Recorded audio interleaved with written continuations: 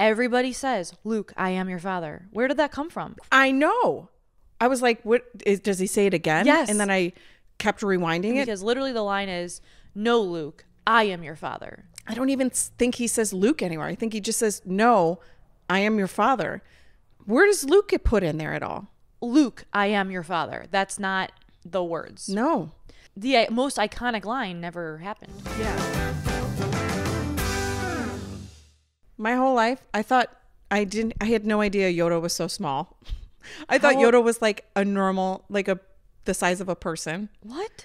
I never knew that if I were to stand up next to Yoda, he would be like as tall as this little table. As your shin. Yeah. You didn't know I thought Yoda was a human-sized monster person. That's so bizarre. He would be enormous if that was, because he's very wide. Yeah. I always thought that Yoda, he's like 1,000 years old. And I always thought, he was like taller once and maybe not green and maybe not so like prickly and hairy and just like, old looking. And over time he shrunk and he got like smaller. Like a grandma. Yeah, exactly. But then when they came out with, I don't even know, The Mandalorian or whatever, like the show about Baby Yoda, he is a tiny green little thing. So I'm like, oh, that's just what they look like. That's another question that I have, because Yoda doesn't seem, the way that he speaks, the way that he acts, you're like, all right, is he all there really? says everything backwards. It's like Yoda speak. Can you convert this into Yoda speak? Wouldn't it be a chance? Hold on. A chance you give me, Pedro? Give me a chance, you will. Yeah. Pedro, something like that. Yeah. But I think you might sound wiser in your everyday life if you speak like that.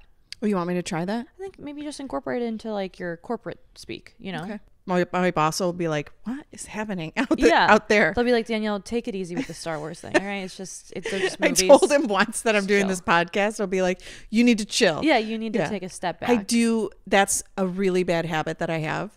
When I watch something, whether I'm enjoying it or not, it overcomes my whole life. Really? It just takes over my whole life. But you said you don't have a good memory with stuff. I don't. But while I'm in it, it takes over my whole life. Interesting. I could see that. You become very like laser focused. I have a very obsessive personality. Yes. I think I don't know if it's like a disease, but I very much obsess. When I'm interested in something, I obsess over it.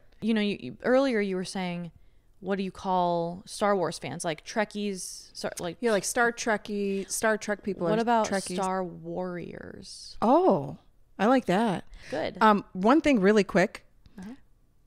Somebody, gosh, this was probably 15 years ago. My friend John tried to get me to like Star Wars. He was trying to explain everything to me. Up until I watched, I definitely thought where Luke Skywalker had to go to train to be Jedi Master was a bus. And they were like using Italian slang, like a Dago bus. That's what I thought it was called. Thought it was called Dago bus. And I was always like, that's really insensitive to my people. A Dago bus. Yeah. So you thought he was training on a bus full of Italian I didn't think people? it was like a legitimate bus, but I remember thinking like, why do they use the word Dago? Basically Dagobah system, right? That's what you're thinking? Yeah. And you heard I thought it was Dago bus bus because it was the Dagobah system. Right. So I thought it was the Dago bus. Istum. I don't know what I thought, but I definitely thought it was Dago. I appreciate how transparent you are with the stupidity, with like so many of these things, like saying the way Luke looks at Leia is every girl's dream. That I mean, without knowing what I know now, he does lovingly look at her. It's creepy now, knowing what I know. Well, especially because they kissed multiple times. Yeah, and like in this episode, right? Mm-hmm. She kissed him to make Han jealous. Yeah. Which worked. Apparently, like Han becomes like infatuated with her between the end of A New Hope and Empire Strikes Back. Like all of a sudden it's like it's established they have a thing. And that was part of, because he was getting paid in A New Hope to take Luke Skywalker and Obi-Wan on where they needed to go, right? Mm-hmm. So why is he still part of this then? Because is he still getting paid? Well, I don't think he's getting paid, but when he came back to help Luke defeat the Death Star, he decided to stay because like they needed him. Like, remember, he was like, I gotta go. I like the bounty hunter like found me and I gotta get the fuck out of here. And she's like, we need you, Han. The Alliance needs you. And he was like, she was like, I thought you decided to stay. And he was like, I did, until like a visit from the bounty hunter changed my mind, you know? And then he said something like, do you want me here? Or like, yeah, he's basically trying to get her to beg him to cocky. stay. Yeah, you know.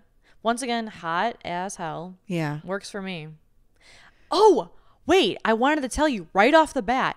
Do you know the scene they start off and Luke is missing? He's in the snow and Han goes to look for him. Mm-hmm. And it's like this huge snowstorm and Luke is attacked by like a snow creature. The abominable snowman. Yes. Or whatever. And he hits him in the face, it clubs him, whatever.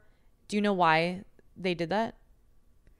No. It's literally because in between filming, not Luke Skywalker, Mark Hamill, the actor who plays him, got into a motorcycle accident and his face was all scarred and messed up. That was real or mostly real? Yeah. So they literally had to write into the movie, like, why does he have these scars? Like, let's show it. Because like I felt like that whole beginning sequence was kind of like pointless. Like, strange. What? Yeah, it's like, why are we doing that? What, you know? Well, and then he uses the Force to like grab his lightsaber and then like chop himself down. Mm-hmm.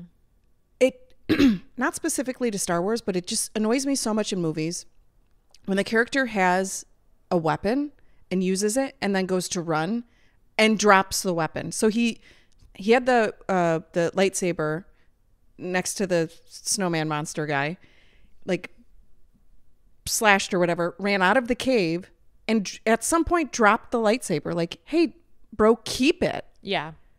Well, and I what I hate even more is when like everything works out at the last possible second. Like they're about to be like completely, and Star Wars does this constantly, mm-hmm. where it's like it's about to be fucked and then like at the last second like they pull through, you know? Yeah. I just feel like that happens way too much. How gross is it too that when Han found him, he like stuffed him inside that alpaca or whatever that was. I know. It's like, here, it made me, it's kind of sweet. It is. And I wanted to ask you, if we were stuck in a snowstorm, would you cut up an animal and put me inside of the animal? I mean, yeah.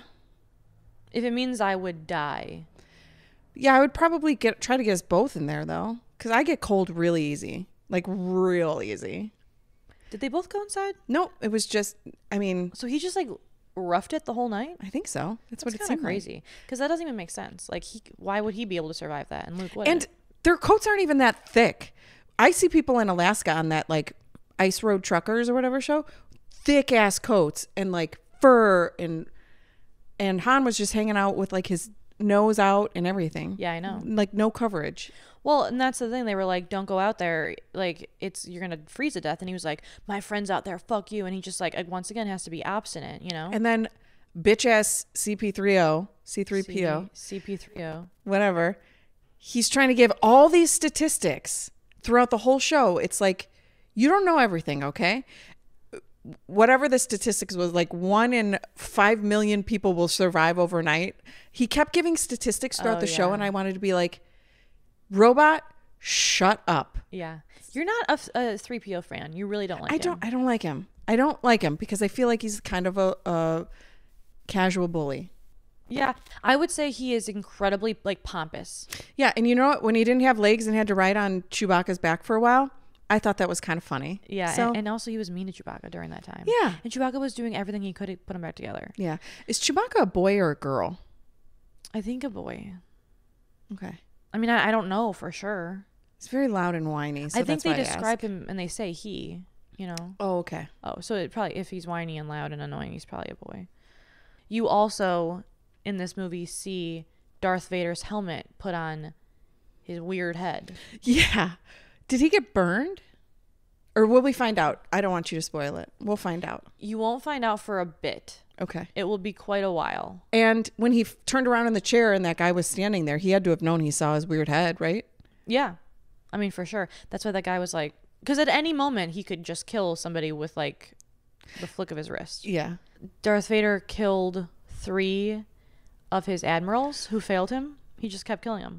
So he can use the Force through a TV, which is crazy, or whatever, Through a FaceTime or screen. whatever it is that they use. Yeah. That's crazy that, let alone, so the Force isn't just like me strangling you right now. Yeah. You can do it over. Well, that's a good point because he's not in the room with the person. Yeah. So, and what he's doing is he's basically like choking them. So, okay, like Yoda could lift the spaceship out of the water right there with his hands. He could just like do it there. And then with the same maneuver with the Force, he can squeeze somebody's throat and make them die. But he wasn't by this person. He was across the galaxy. Yeah. So why is he chasing all of these people around? Why is he chasing Han and Leia and Luke around? Why don't you use the Force to squeeze them and pull them to you? Can you not use the Force against somebody else with the Force? They can counter, but like Leia and Han wouldn't be able to. If he wanted, like, there was no reason why they should get away. He can take their spaceship with his hand and pull it. And he finds out that, well, maybe not Leia, but at least, when does he find out that Luke is his son? Is it when that ghost face creepy dude is like, he's the son of Anakin Skywalker? Yes. And then it clicks with him at that point when he's like, oh shit, that's my boy. Yes. And he's like, that's not possible. And he's like, search your feelings. You know it's true. And then... And it's like a show of, what's the name of that show? Maury? When Oh, they're yeah, like, yeah. oh, you Yeah. are the father. Yeah, he's like, fuck.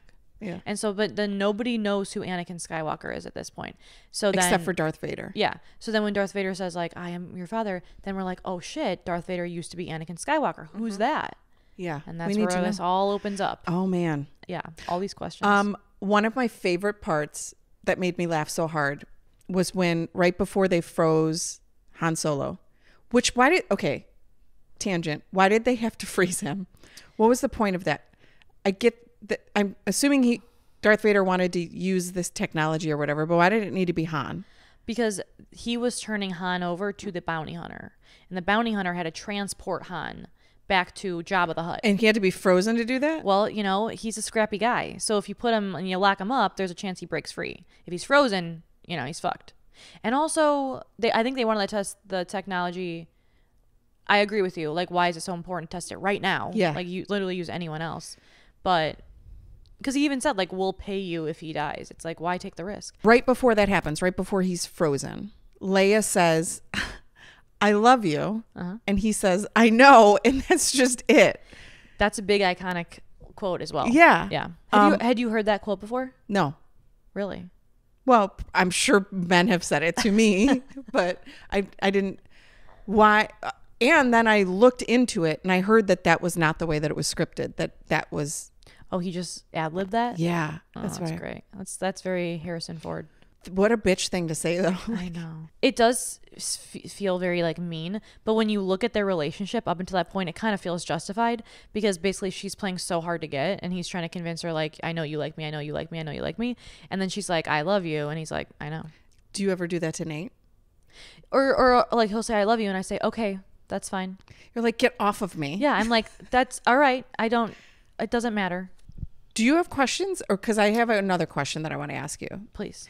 Those, are they called at walkers? The big tall things with the... Oh, yeah. Okay. Who designed those? I know. And that's not the most sturdy design. If you're going to fight a battle, tall legs and top heavy, probably not the way to do it. Right. So I asked the internet that question, and apparently it was made, they were designed after like a dog that George Lucas had. Like some kind of... Interesting. Yeah. Okay. But still... when you're using it as like a machine to go to battle, all you really need to do is push it kind of hard. Yeah. Well, and literally, I think they just tie a rope around his legs. Yeah. And it falls down. And I think it was Luke that like was up there and cut a hole on the bottom and just threw like a grenade or whatever into it, and then it blew up. It's extremely slow moving. Yeah. It literally can't do anything to you if you are underneath it. If you're on its legs, it can shoot in one direction, and that's it. Like, it has no defense.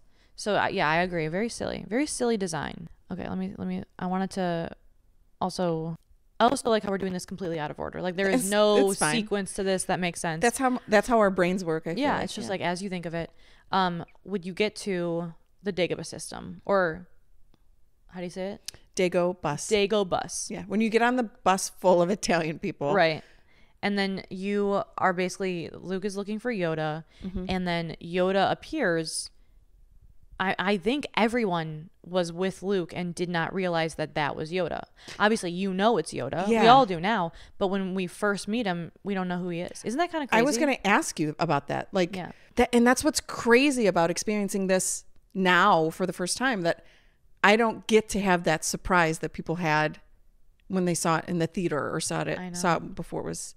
So it's kind of weird. Yeah, it's kind of like The Sixth Sense. Like, you know...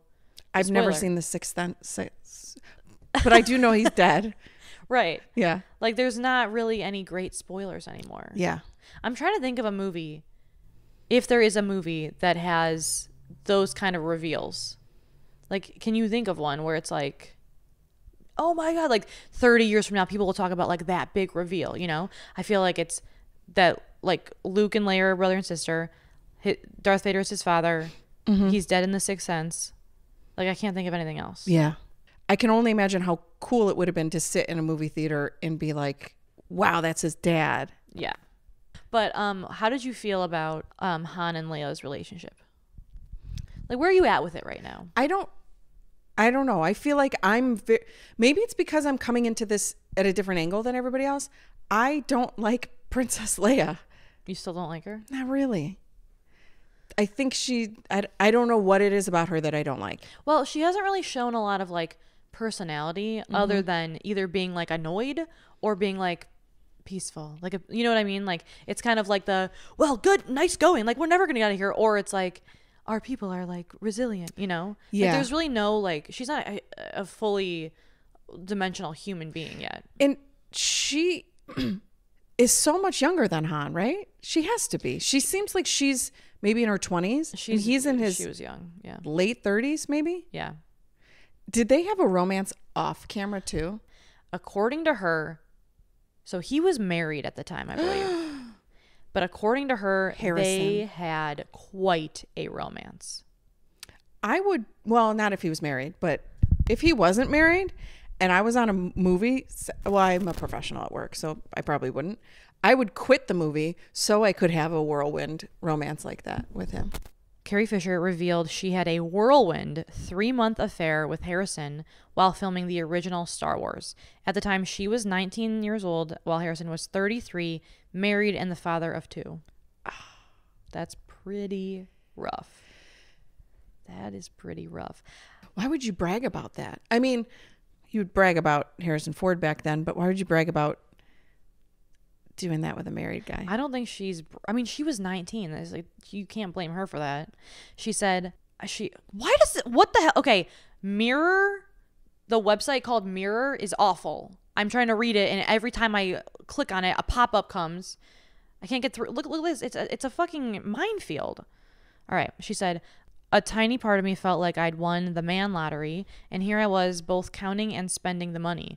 I was shocked by the fact that he fancied me. I was a very insecure girl and had only had one boyfriend.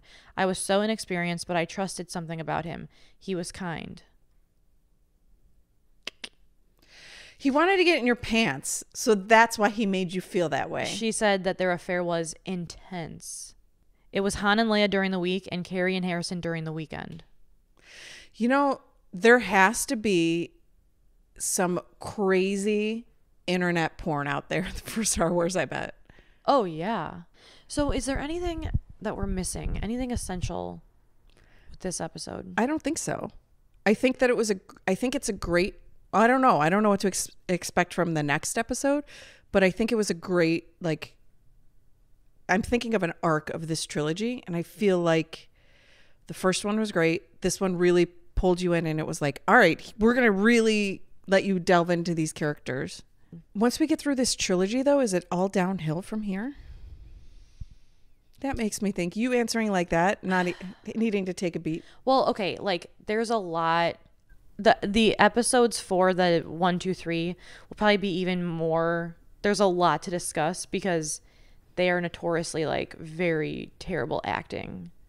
And, like, just, like, they're memed so much, you know, where it's just, like, weird reactions, like, just bad acting. There's already a lot of, like, interesting acting choices in these movies. But you can also chalk that up to just, like, them being old.